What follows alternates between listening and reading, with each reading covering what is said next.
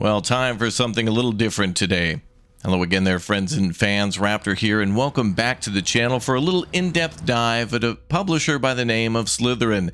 The very same folks who published recently Broken Arrow and some other big favorites on the channel, including Starship Troopers Terran Command and Terminator Dark Fate Defiance, ICBM, and other games such as Headquarters World War II, which we've also featured. But there are tons and tons of games that these folks have been publishing, and now they're very soon going to be celebrating 25 years in the industry. And that's a long time, man. 25 years to make games and to be able to publish them, promote them, talk about them, and get them out there to the customer is a really big thing. Now, recently, the release of Broken Arrow has been outstanding and very successful. Over 11,000 positive reviews on Steam, and a game that will probably only get better over time with the developers getting more support and feedback from the fans, and then, of course, with more time to add more missions and fix things that players didn't really necessarily like or thought could be different.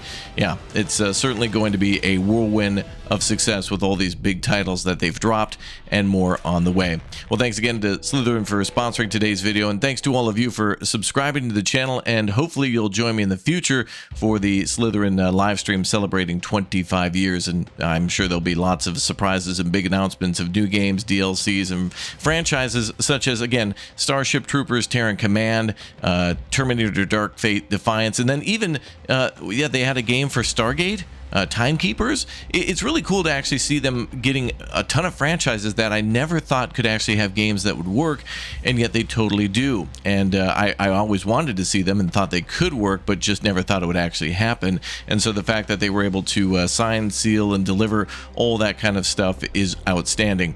This publisher making games around World War II, modern strategy games, medieval combat games, fictional wars such as, with Starship Troopers Terran Command and also Terminator. Very fun to play. I've enjoyed their single player campaigns immensely, and of course with Starship Troopers it's just fun to get lost in the macho really lore and just kind of you just let caution go to the wind and just let bugs be bugs and blow them up, and it's a lot of fun to use the units in that game. And then of course supporting developers that go into hyper realism here with Steel Baklava. I always goof that up.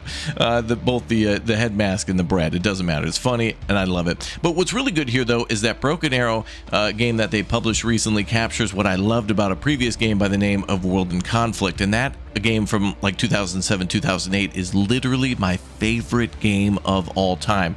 It is. Everybody asks all the time, what is your favorite game? World in Conflict, World in Conflict, World in Conflict. Well, now Slitherine has published a game that is basically that in modern times. They've really come close to capturing the magic of that, and I hope it only gets better. And I really hope that they have an opportunity to continue to make games and publish and promote all sorts of other titles that will appeal to you, that touch on franchises that we don't often get a lot of love for. One that certainly does get a lot of love is everything to do with Warhammer 40k.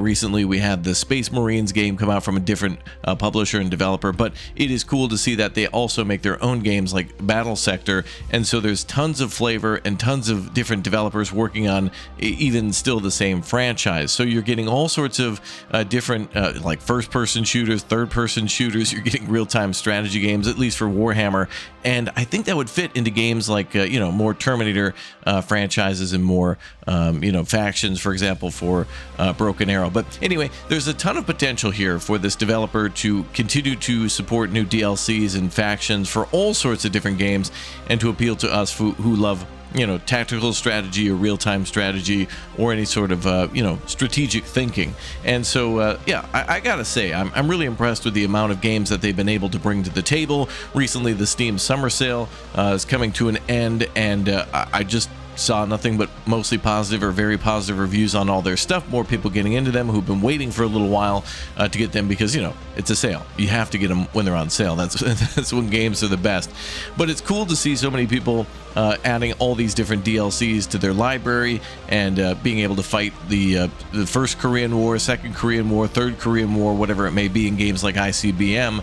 and do so with friends. A lot of these games being multiplayer, and they've been able to share in all these different memories and kind of just have fun. And I've done the same with my friends too. In fact, back in the day, in the early 2010s, I met a lot of my current longtime friends from Sweden, the Netherlands, Belgium, Norway, Canada, wherever else, from the whole system, Eugen Systems franchise of War Game, which eventually became, Steel Division, whatnot.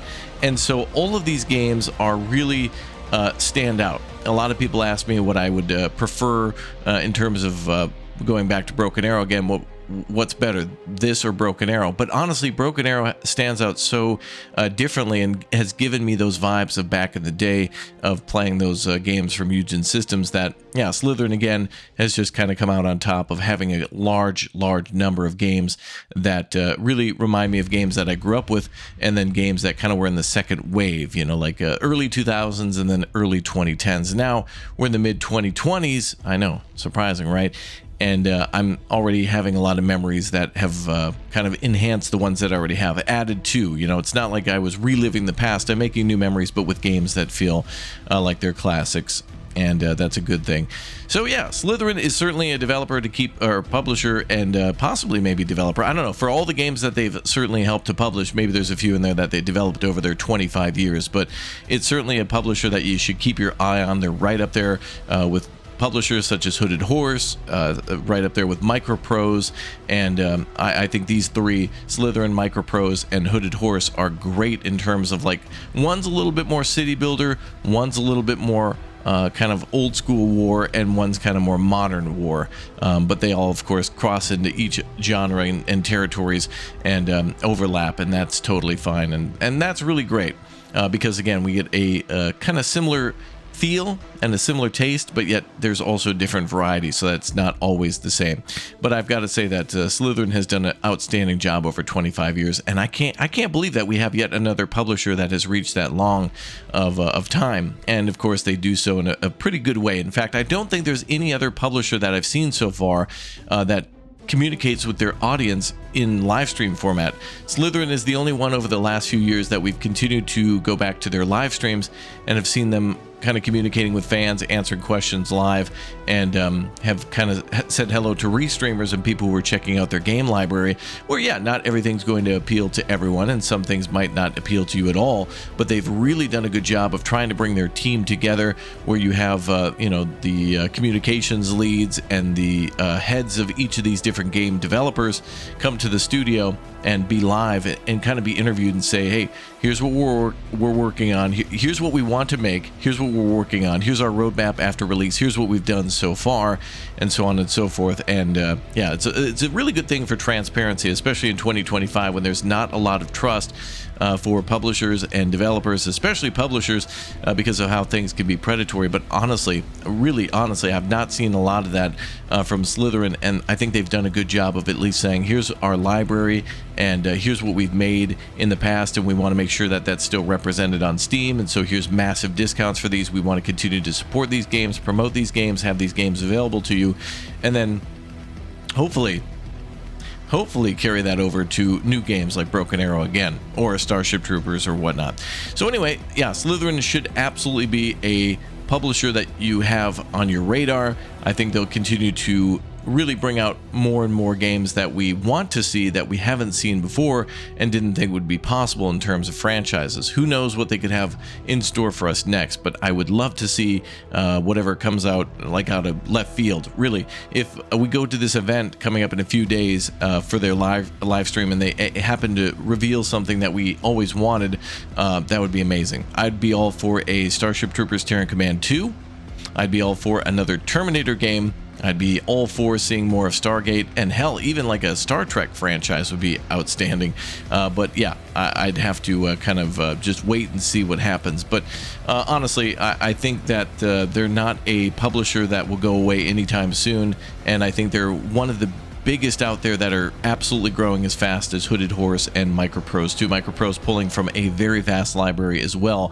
So me comparing all of these publishers together and all the developers that they've worked with is a real nice celebration. It's great, really great, that games from the mid to late 90s are still around and accessible on GOG or Steam or directly from the developer's website. which I'll link some of the games down below just so you can find them.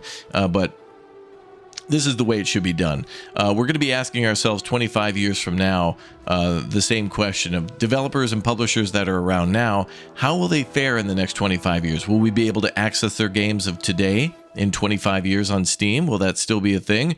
It asks a lot of questions, and I think some of those fates of the future of some of these games are relatively safe in Slitherine's hands. I think that we'll only get more good stuff, and that they'll take care of it and preserve it and almost act as if it were like a museum exhibit in time. Like the price will go down, things will be preserved, and you could enjoy it as is. And that's important to a lot of you who want to just get a game, enjoy it with friends over the weekend, and maybe come back to it time and time again, like ICBM, which is an outstanding example of somewhat of a kind of, well, turn-based but also realistic real-time strategy game that has to do with nuclear warfare, and you could probably end a game in like 5, 10, 15, 20 minutes depending on how you play it, like Hearts of Iron. But then, you know, you can get real in-depth into it, and they definitely are teaming up with developers that have a lot of high-end thinking and a lot of complex systems going on, where these games could they feel like they will last a long time. Like a match or a round could last several hours, and that's cool for like a dynamic or linear campaign, whatever they may have in a game like this. But yeah, I gotta also say that they very well captured the nuance of Starship Troopers, and something where you throw caution to the wind and kind of just laugh at it.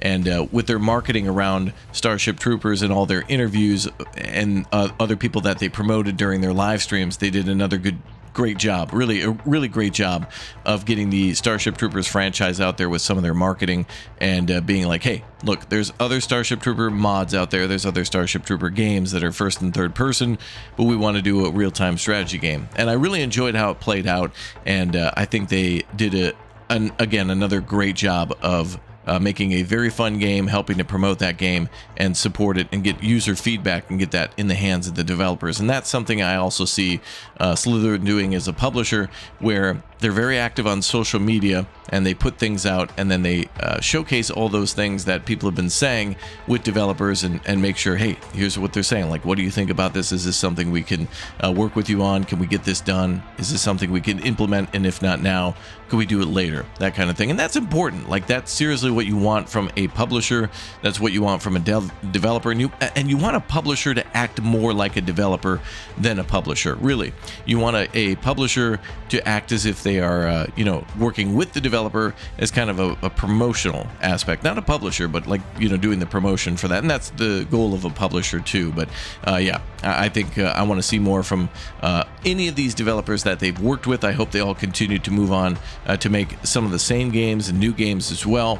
And I don't think really anybody that they've worked with is reinventing the wheel, but they're just making it more smooth. They're kind of, improving things, but they're not doing anything amazingly mind-blowingly out of left field. But they are taking, like, going back what I mentioned about with Broken Arrow, games that I truly loved growing up, like World in Conflict, and making all of them systems that are now present modern day work for a game that would have been amazing back in the day of World in Conflict. So I hope to see all of these other developers that they work with maybe work together through the publisher to make even more amazing games. And maybe someday Slitherine will work more on developing games themselves. But yeah, they've done an outstanding job of the presentation. You can see all these interviews here that they've done. These are some videos taken directly from their YouTube channel, so they do a really good job of showing people hanging out, playing video games, doing so at their booths, interviewing fans, getting what they have to say about it on record, and showcasing the good stuff and taking things that maybe people aren't necessarily happy with, and taking that to the drawing board and being like, okay, here's a common complaint, let's try to go ahead and work with you to change that. And publishers and developers working together is a cool thing. I don't know, it's not something that happens often, but when it does, you can kind of see it from miles away, and I hope to see more of it with people working together with this publisher. So anyway, guys, I want to make sure that you all have an opportunity to see what's coming next from games like Starship Troopers, and like with Terminator Dark Fate, ICBM Escalation, Broken Arrow, and anything else like Headquarters World War War II, like I mentioned, and or upcoming sales. So definitely make sure you subscribe to the channel to see more of like Panzer Corps 2 or even Scramble, which was a Battle of Britain game that they also published.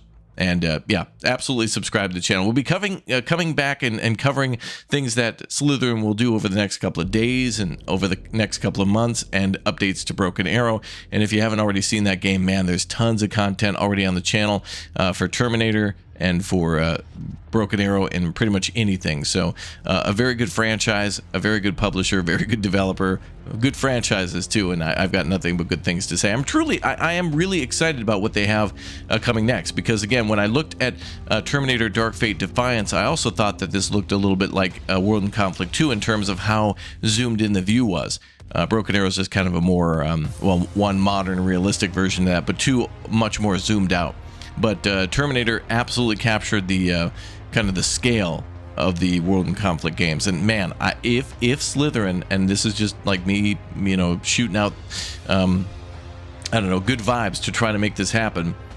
If Slitherine ever somehow got the rights and a developer to World in Conflict, and they were able to make a World in Conflict 2 just in my magical fantasy world that I'm living in right now, if they were able to do that, greatest publisher of all time, greatest game of all time, greatest dev of all time, I don't care. I will go to the moon and back 100 times to praise how cool that would be. And Slitherine, with the developers they've teamed up with, have gotten close to that. And I feel like a lot of these folks played these games too. And it's impossible, honestly impossible, to make a game in 2025 without having hundreds of thousands of hours and all these other games that inspired you to be a developer and gave you ideas for games you wanted to make. So yeah, I don't know. It's pretty cool. So again, everybody, thank you very much for all your time here today. I just wanted to make mention then that I'll have a link down below in the description, again, to all these games.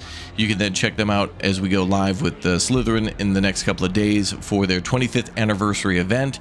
And I'm very much looking forward to teaming up with them more in the future for other releases that they have, other reveals that they have. And for the last 5 years, I've been hyped for Broken Arrow and Terminator and Starship Troopers, and those were just 3 heavy hitters that came out in a row. And now finally, guys, after all this time, Broken Arrow's out, so go play it. It's a lot of fun. It's a very, very fun game.